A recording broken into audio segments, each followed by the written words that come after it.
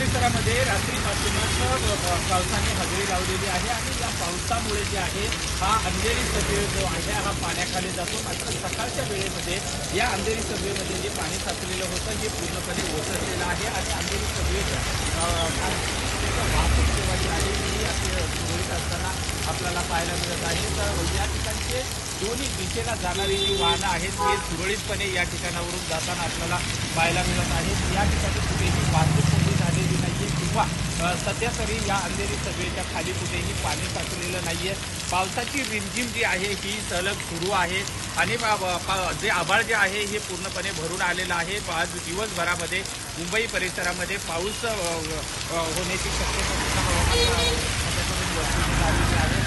सध्या जर बघितलं तर मुंबई अंधेरी सबवे जो आहे हा रिकामा आहे, या ठिकाणी पाणी भरलेलं नाही आहे आणि या ठिकाणची वाहतूक जी आहे ही सध्या सुरळीत असताना आपल्याला पाहायला मिळत आहे। विजय गायकवाड, टीव्ही9 मराठी, अंधेरी।